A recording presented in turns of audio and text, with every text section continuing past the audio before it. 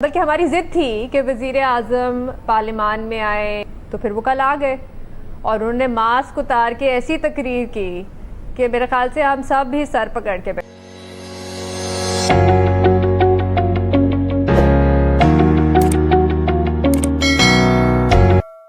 Credibility तो देखिए हमारी, आप फॉरेन पॉलिसी में देखिए, आप एक तरफ कह रहे हैं कि हमारा एलआई है, उसे हमें बताना चाहिए था, दूसरी तरफ आप एक टेररिस्ट को शहीद कह रहे हैं। भाई जिसे आप शहीद समझते हैं उसे क्या आप खुद जाके पकड़ लेंगे एक इंपीरियल पावर के लिए, जिस अमेरिका को आप इंपीरियल पावर कह के प्रेजेंट कर रहे हैं? तो यानी ये इररिस्पॉन्सिबल नहीं, ये रेकलेस है। ये मुल्क के साथ ये काम करना, पार्लियामेंट पे प्राइम मिनिस्टर का खड़े होकर उसामा बिन लादेन जैसे बंदे को शहीद कह देना, दिस इज रेकलेस।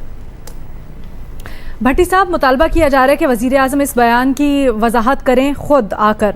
क्या आपको लगता है कि शहबाज गिल की वजाहत ही काफ़ी है या फिर वज़ीर आज़म को खुद इसके ऊपर पॉलिसी बयान देना चाहिए? भारत खास तौर पे इसको बड़ा कैश कर रहा है। मैडम शेख, एक शेर सुनिए कि ये जब्र भी देखा है तारीख़ की नज़रों ने, लम्हों ने ख़ता की थी सदियों ने सज़ा पाई। ये लम्हों की ख़ता है, यानी एक लम्हे के लिए मान लेते हैं स्लिप ऑफ टंग है। अब जो दुनिया ने इसे जिस तरह लिया है, ख़ास तौर पर भारत ने, मुझे तो शर्मिंदगी हो रही है। एक तरफ आलमी मीडिया ये डिस्कस कर रहा था कल और आज कि पाकिस्तान की सरकारी एयरलाइन का हर तीसरा पायलट जाली या मशकूक डिग्री वाला है, यानी हमने अपनी पेट से खुद कमीज़ उठाई। दूसरी तरफ उसामा शहीद है, ये मेरा वज़ीर आज़म साहब ने के मुंह से निकला है और कौमी असम्बली में निकला है। क्या इमेज है, क्या तासुर है हमारा गया। बेचारा पाकिस्तान, मजलूम पाकिस्तान, यतीम पाकिस्तान, मस्कीन पाकिस्तान। फिर कहते हैं मेरे मुल्क की और हमारी इज्जत, साड़ी इज्जत क्यों नहीं कर दे लोग बाहर दे, साड़ी इज्जत क्या से खेत मिट्टी करनगे बाहर दे लोग।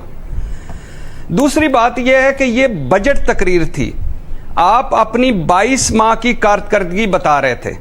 कहाँ से आप घसीट के इसमें उसामा ले आए, एबटाबाद ले आए, माई बेस्ट फ्रेंड का मजमून ले आए, थर्स्टी क्रो की स्टोरी ले आए। भाई आपके बजट पर फोकस रहें, उस पर रहें। आपने माई बेस्ट फ्रेंड का मजमून ज़रूर सुनाना होता है। और फिर तीसरी बात यह कि आपने पर्चियाँ नहीं लेनी। बहुत अच्छी बात है, आप हमारे पर्ची वज़ीर आज़म नहीं है, नोट्स नहीं बनाने, ना बनाएं। तकरीर, बयान या ट्वीट से चंद लम्हे पहले सोच ही लिया करें।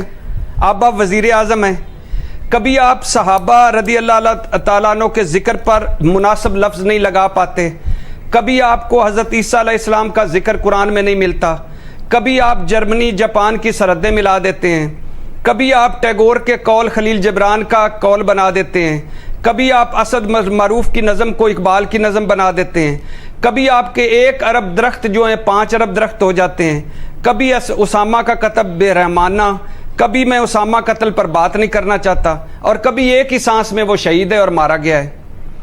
वज़ीर आज़म पाकिस्तान, इस मुल्क पाकिस्तान में जहाँ भुट्टो भी शहीद हैं और ज़ियाउल हक भी शहीद हैं, वहाँ तो ये सारी बातें चल जाती हैं। वहाँ ये सारी बातें गजनी यादाश्तें हैं। हम सारे, हमारे यहाँ भुट्टो भी शहीद है, ज़ियाउल हक साहब भी शहीद हैं, हम चल जाते हैं, हमारे अपने अपने शहीद हैं। मगर दुनिया में ये नहीं चलता, क्योंकि आलमी दुनिया अब आपको वज़ीर आज़म पाकिस्तान के तौर पर लेती है।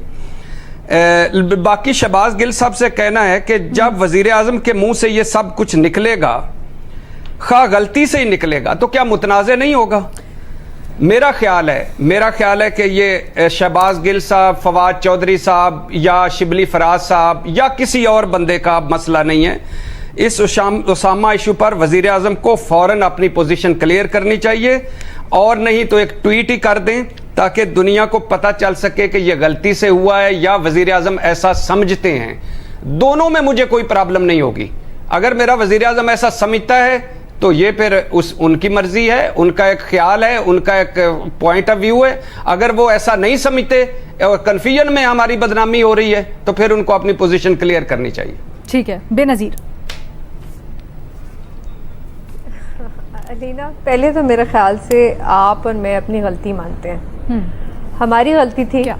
हमने ये बार बार कहा था, बल्कि हमारी जिद थी कि वज़ीर आज़म पार्लियामान में आए, तकरीर दे, पार्लियामेंट को अहमियत दे, तो फिर वो कल आ गए और उन्होंने मास्क उतार के ऐसी तकरीर की कि मेरे ख्याल से हम सब भी सर पकड़ के बैठ गए।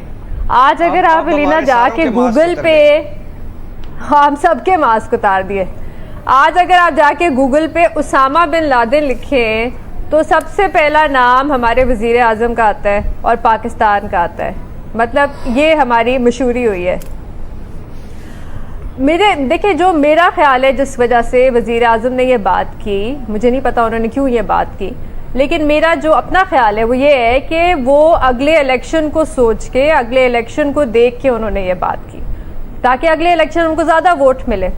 क्योंकि देखिए, अफसोस की बात तो अलीना ये है और ये हकीकत है कि अभी भी पाकिस्तान में कुछ ऐसे लोग हैं जो सोचते हैं कि उसामा बिन लादेन जो एक दहशतगर्द है वो शहीद हुआ है, या वो ये भी कहते हैं कि उसको मारा नहीं गया, वो एक पूरा ड्रामा था, वो ऐसे ही आए और कुछ भी नहीं ऐसा हुआ। तो ये एक सोच है पाकिस्तान में, और ये वो लोग हैं जिनसे वजीर आज़म वोट चाहते हैं अगले इलेक्शन में। तो वो ये नहीं सोच रहे, वो मुल्क का नहीं सोच रहे, वो अपने अगले इलेक्शन का सोच रहे। इस वजह से उन्होंने ये बात की। अच्छा, 2 दिन पहले एक रिपोर्ट आती है अमेरिका से, हर साल वो एक टेररिज्म पे एक रिपोर्ट बनाते हैं।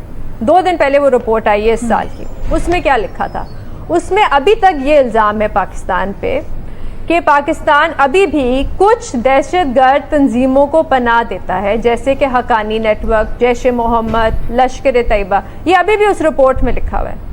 अच्छा, उसके जवाब में पाकिस्तान ने एक तो पहले रिपोर्ट रिजेक्ट कर दी, उसके बाद उन्होंने जवाब दिया, हमारे फॉरेन ऑफिस ने, कि इस रिपोर्ट में ये क्यों नहीं लिखा हुआ कि पाकिस्तान का एक बहुत अहम किरदार था अल-कायदा को ख़त्म करने में।